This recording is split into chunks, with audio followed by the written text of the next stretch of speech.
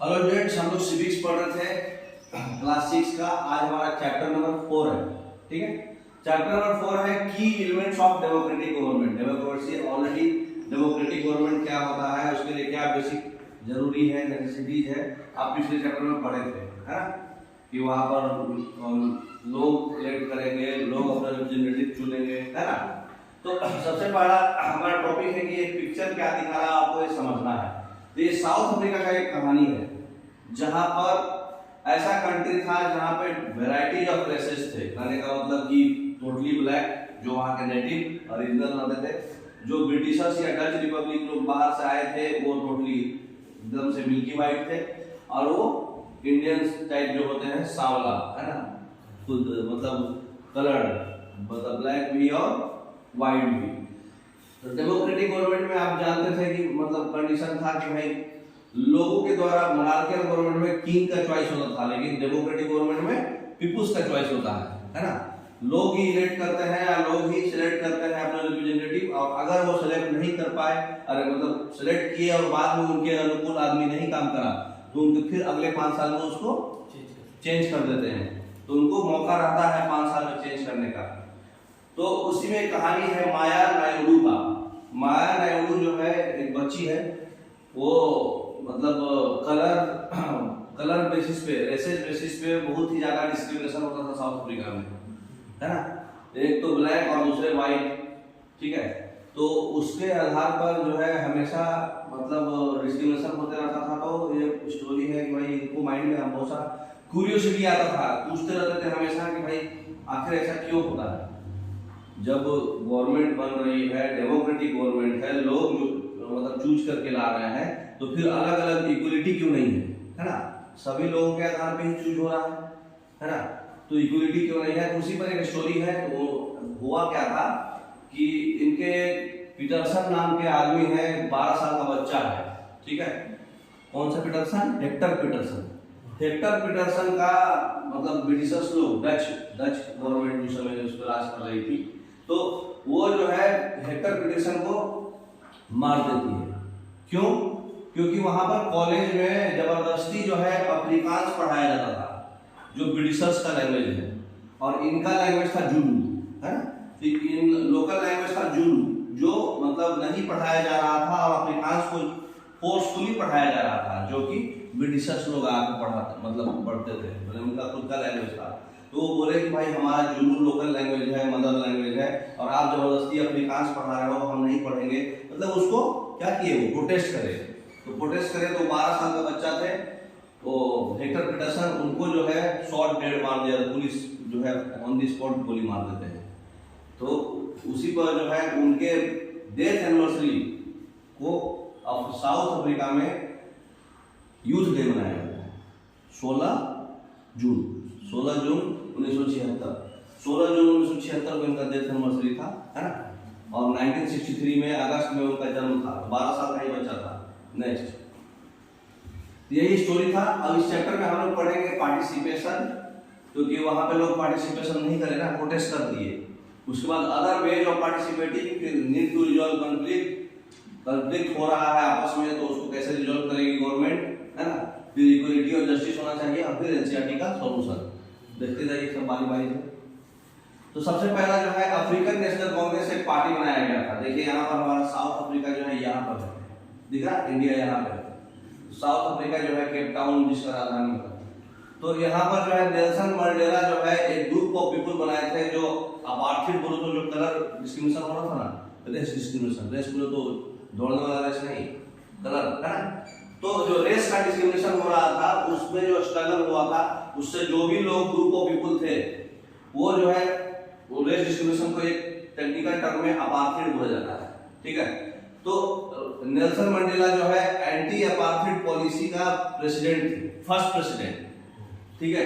तो फाइनली जो है 1994 में साउथ अफ्रीका जो है डेमोक्रेटिक कंट्री बन गया, कलर डिस्क्रिमिनेशन खत्म हो गया, है ना।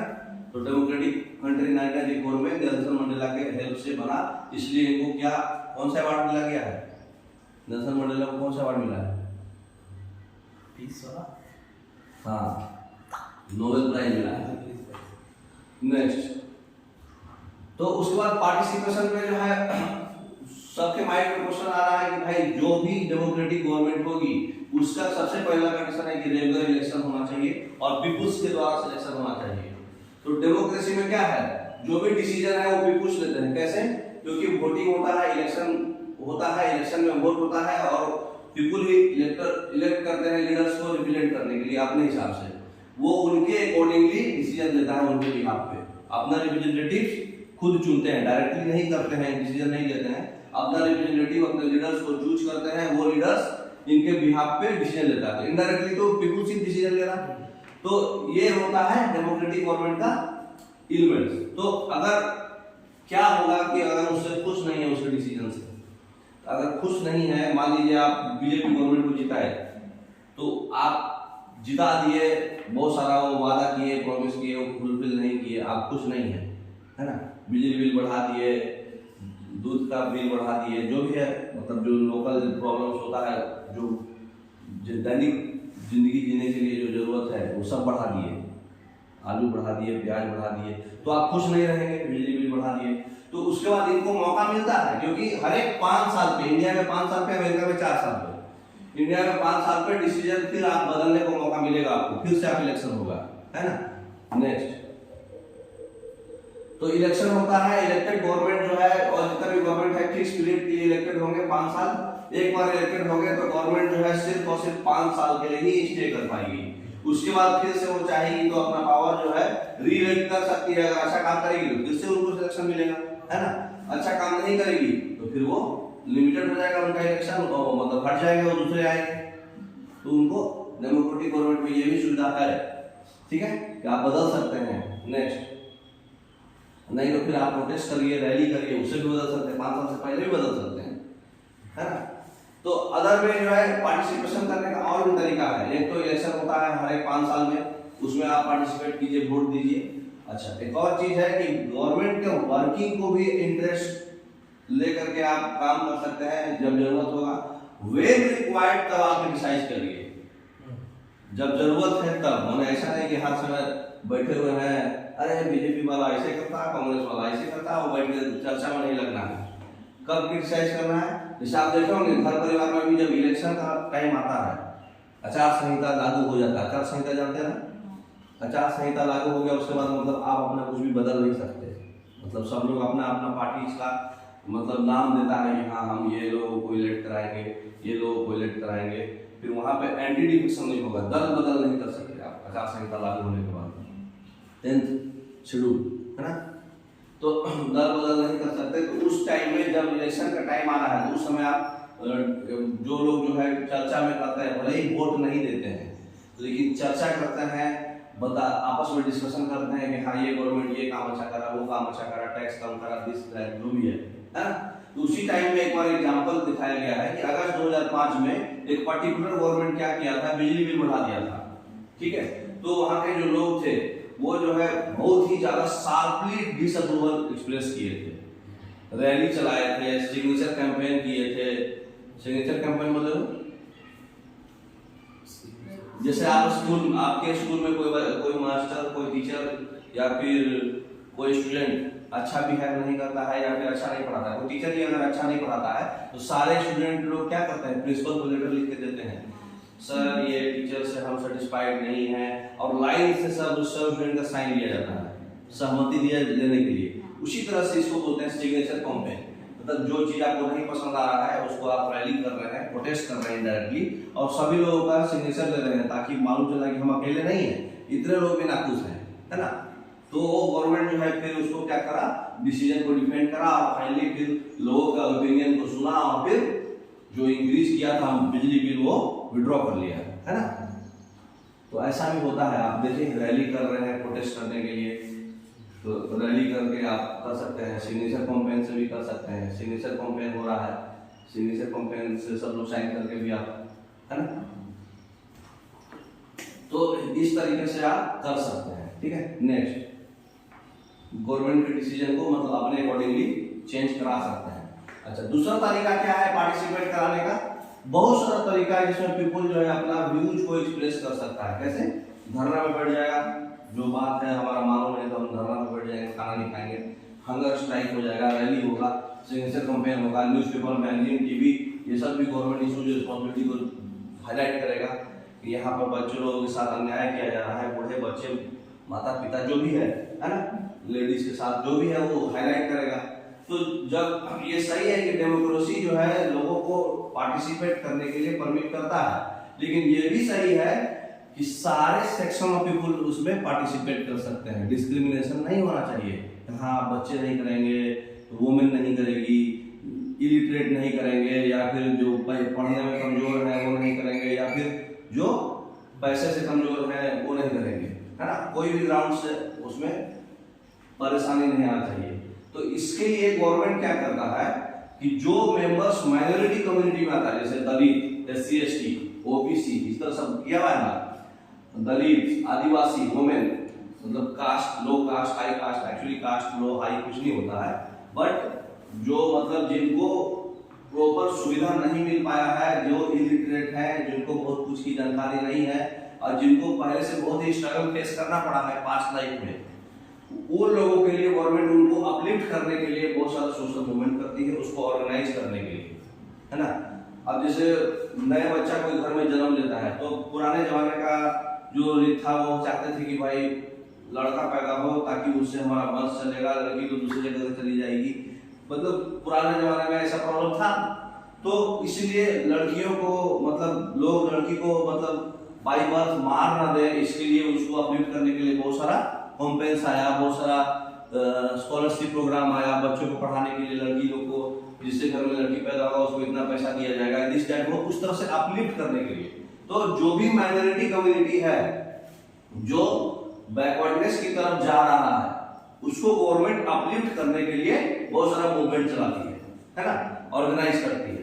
ये आपका क्या हो रहा है, इक्वलिटी की तरफ आप बढ़ा रहे हैं उसको, है ना। तो ये भी इंटरेस्ट जो है, अलर्टनेस और सिटीजन का इंटरेस्ट भी बहुत मैटर करता है। आप जिसे देखिए कहीं पे कोई प्रॉब्लम हो रहा है, जैसे मान लीजिए ट्रेन में कोई कोच में मान लीजिए तकलीफ है, फैन काम नहीं कर रहा या फिर AC काम नहीं कर रहा या फिर गंदगी है, तो जो AC कोच वाले हैं वो तो कंप्लेन तुरंत जाएंगे सब जगह, क्योंकि उनको सब कुछ पता है क्या किस नंबर पे हम डायल करेंगे तो क्या क्या होगा, है ना, पता सब कुछ। तो इंटरेस्ट ऑफ सिटीजन मैटर कर रहा है कि नहीं, वहां पे अगर वो कंप्लेन करेंगे तो तुरंत उन पे एक्शन होगा। तो इंटरेस्ट और अलर्टनेस काफी मैटर करता है। आप कोई भी प्रॉब्लम्स को कितना ज्यादा हाईलाइट कर रहे हैं, कुछ गांव वाले जो है झेलते रहते हैं, कुछ गांव वाले एकदम हाईलाइट कर देते हैं टीवी मीडिया सबसे, मैगजीन से, तो उनका प्रॉब्लम जल्दी सॉल्व होता है, उनका कॉन्फ्लिक्ट जल्दी रिजॉल्व होता है। तो इंटरेस्ट और अलर्टनेस भी काफी कुछ मैटर करता है ना। नेक्स्ट, तो कॉन्फ्लिक्ट्स होता है, कॉन्फ्लिक्ट से जरूरी नहीं है कि वायलेंस हो और प्रॉब्लम्स हो। इसको कैसे करेगा, जैसे अभी स्टोरी ऑफ माया आप पढ़े, कॉन्फ्लिक्ट हुआ, भाई हमारा लैंग्वेज जबरदस्ती आप दूसरे लैंग्वेज को फोर्स कर रहे हैं पढ़ाने के लिए, हमारा लैंग्वेज डिसरिगार्ड कर रहे हैं, उसके बीच में कॉन्फ्लिक्ट हुआ, सीधे मार दिए गोली, है ना। जरूरी तो नहीं है कि हाँ जैसे मान लीजिए दो पड़ोसी आपस में लड़ रहे हैं तो आपस में इतना वायलेंस हो गया कि एक दूसरे को गोली मार दिया, तो जरूरी तो नहीं है कि कॉन्फ्लिक्ट होगा तो वायलेंस हो, सुलझा भी तो सकते हैं उसको। हाँ कॉन्फ्लिक्ट होना लाजमी है, क्योंकि हमारा इंडिया जो है डाइवर्सिफाइड कंट्री है, लैंग्वेज अलग है, कलर अलग है, कास्ट अलग है, क्रीड अलग है, रिलीजन अलग है, तो हर तरह का प्रॉब्लम है। तो उसकी वजह से कॉन्फ्लिक्ट तो आएगा ही आएगा, लेकिन कॉन्फ्लिक्ट की वजह से वायलेंस आना ये कोई जरूरी नहीं है, क्योंकि वायलेंस होगा तो उसकी वजह से प्रॉब्लम दूसरों को भी फेस करना पड़ेगा। अब घर में दो लोग आपस में लड़ लिए, बेटा बाप लड़ लिया, आजू बाजू सब जगह माहौल खराब हो गया, है कि नहीं। तो उसकी वजह से जो पुलिस जो है हेक्टर को शूट कर दी थी, हेक्टर पेटरसन को, यह अवॉइड किया जा सकता था, कॉन्फ्लिक्ट की वजह से वायलेंस को रोका जा सकता है। तो वो वायलेंट क्यों हो गए, क्योंकि उनको जब आप वायलेंस होगा मतलब वायलेंस हो जाएगा, अहिंसा हो जाएगा, तो आपके मन में क्या होगा, जो आजू बाजू एरिया में लोग हैं उनको भी डर और टेंशन पैदा होगा। आपस में दो आदमी लड़ रहा है, मारपीट हो रहा है, गाली गलौज हो रहा है, तो आपस में एरिया माहौल खराब होगा ना। तो उसकी वजह से गवर्नमेंट भी ये कॉन्फ्लिक्ट्स को रिजॉल्व करने के लिए बहुत सारा कॉन्स्टिट्यूशंस में रूल्स रेगुलेशंस जो है और उस सिचुएशन पे कैसे उसको टैकल करना है गवर्नमेंट रोल प्ले कर सकती है ना। नेक्स्ट, तो गवर्नमेंट जो है उसको रिजॉल्व करने के लिए गवर्नमेंट का रिलीजियस प्रोसेशंस सेलिब्रेशंस कभी कभी होता है, हिंदूज का अलग से बहुत सारा रिलीजियस प्रोसेशन में, मतलब जैसे मान लीजिए दुर्गा माँ का मूर्ति है, उसका मतलब विसर्जन किया जा रहा है, या फिर इधर का कुछ मुस्लिम का कुछ प्रॉब्लम, मतलब रैली टाइप कुछ होकर के सेलिब्रेशन हो रहा है, तो दोनों अगर आपस में एक ही जगह हो जाए तो कुछ मतलब एंटी सोशल एलिमेंट्स कुछ जो है दंगा फसाद करते हैं, तो दंगा फसाद जब करेंगे तो लड़ाई झगड़ा होगा, तो उस सिचुएशन में गवर्नमेंट जो है पुलिस वहां पे रखती है ताकि वो कॉन्फ्लिक्ट्स को रिजॉल्व कर सके। तो गवर्नमेंट को कॉन्फ्लिक्ट्स भी रिजॉल्व करना है, ठीक है। तो डेमोक्रेटिक गवर्नमेंट में क्या क्या आ रहा है आपको, रिलेट करते जाइए। इलेक्शंस, रेगुलर इलेक्शंस है ना, हर 5 साल में चेंज होना है, उसके बाद कॉन्फ्लिक्ट रिजॉल्व करना है, और जो लोअर सेक्शंस है उनको अपलिफ्ट करना है, इक्वलिटी देना है ना। उसके बाद जो है रिवर्स भी सोर्स ऑफ कॉन्फ्लिक्ट हो सकता है स्टेट का, जैसे देखिए कावेरी रिवर है, कावेरी रिवर जो है उसकी वजह से कर्नाटक और तमिलनाडु में लड़ाई हो गया था। क्यों? क्योंकि कावेरी रिवर इधर से आती है, कर्नाटक में एक डैम है कृष्णराज सागर डैम, सर नाम सुना होगा, तो कृष्णराज सागर डैम से वो जो है पानी को छोड़ते हैं। अब वो छोड़ने के बाद जो है जब तमिलनाडु एरिया में आती है तो वहां भी एक डैम है मैतूर डैम, नाम सुने हैं। तो कावेरी रिवर पे 2 डैम है, कृष्णराज सागर डैम और मैतूर डैम। तो कृष्णराज सागर कर्नाटक वाले एरिया में पानी छोड़ती है, अब वो जितना पानी छोड़ेगी उससे पानी जो है यूज करके वहां के फार्मर्स जो भी इरिगेशन वगैरह यूज होगा, और डैम्स का जो प्रोजेक्ट है उसको यूज होगा। उसके बाद जो है यहाँ पर जो है ये वाला बॉर्डर है आपका, देखिए ये बॉर्डर में यहाँ से फिर जो है तमिलनाडु वाले एरिया में आ रही है। अगर ये पानी कम छोड़ेगी तो इसको कम आएगा पानी, तो इसके फार्मर्स लोगों को दिक्कत होगा।